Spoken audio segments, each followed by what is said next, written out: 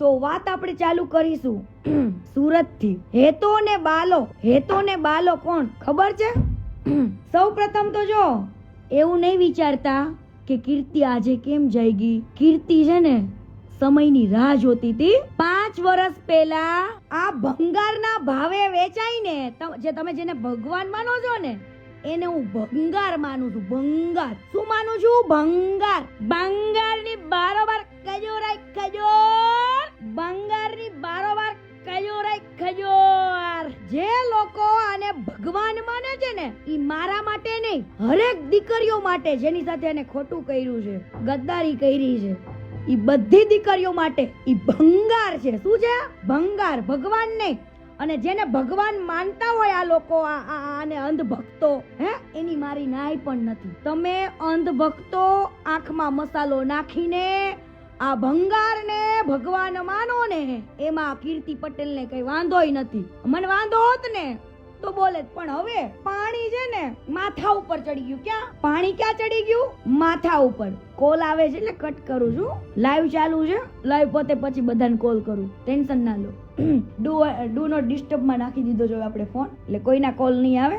જે લોકો આને ભગવાન માને છે, આજે હું છે ને થોડુંક પીરસીસ, થોડુંક કાલે પીરસીસ, પણ કાનમાં ઉતરે, મગજમાં ઉતરે ને એ હું કહીશ. અને હું ગીતાની કસમ ખાઈને કહું છું, ઠાકરની કસમ ખાઈને કહું છું, મારી કુળદેવી માં અંબે માની કસમ ખાઈને કહું છું, માં મોગલ માઈની કસમ ખાઈને કહું છું, જો કીર્તિ પટેલ ખોટી હોય તો મારો કાલનો દાડો નો થાય, મારી હવાર નો થાય. અત્યાર લગીન ચૂપ એટલા માટે હતી, સહન તો મેં બહુ કર્યું. અને 5 વર્ષ પહેલાની કીર્તિ કેવી ડાઈ હતી, કોઈ ગાળ બોલતી હતી? નથી બોલતી ને. ઈ ડાઈ કીર્તિએ ઘણું બધું જતું કર્યું છે, અને જતું કર્યા પછી જ કીર્તિ પટેલ ડેન્જર બની છે. શું ડેન્જર? હવે પેલા તો મને આની કઈ ખબર હતી નહીં.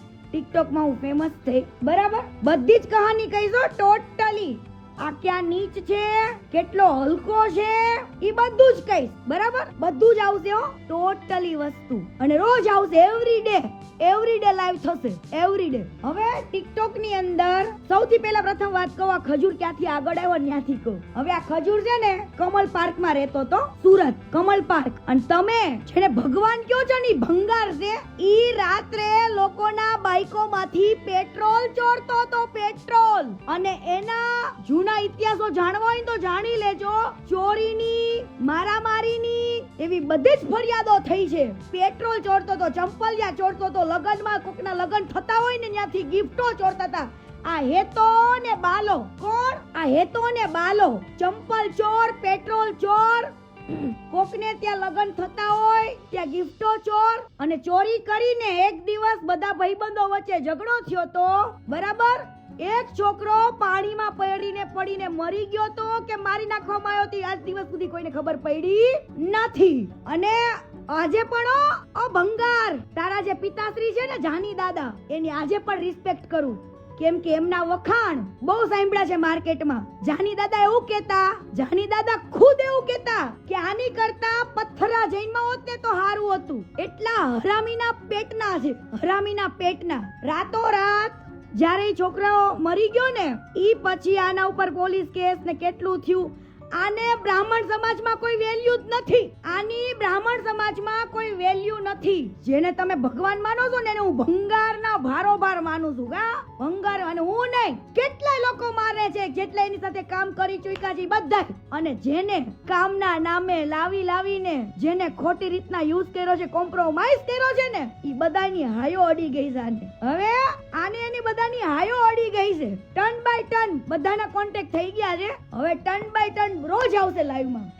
રાતોરાત સુરત છોડવું પડ્યું હતું. આ લોકોને ખૂબ માર્યા હતા અને રાતોરાત સુરત મૂકવું પડ્યું હતું. રાતોરાત કાઢી મૂક્યા હતા અને 12 ડોલી જઈને ઈ શિફ્ટ થયા હતા. જાની દાદા એટલે બહુ સારા એવા વ્યક્તિ હતા. એમની વાત થાય ને એટલી ઓછી છે એવા હતા. પણ આ નખોત ખાડે ને એવા હતા બેઉ. ઈ તો ઇતિહાસ બધા પોલીસ સ્ટેશન ખબર જ છે કે પેટ્રોલ ચોરતા, બધું ચંપલા બ્રાન્ડ બધાના ચોરી લેતા, ગિફ્ટો ચોરતા, મારામારીઓ કરતા, ગુંડાગીરી કરતા, એ બધા છે જ ઇતિહાસો. એમાં કઈ નવાઈ નથી. કદાચ બીજી જગ્યાએ તારી વેલ્યુ હશે, પણ તારા સમાજમાં ને મારા સુરતમાં તારી આટલી વેલ્યુ નથી. બધા જાણે જ છે.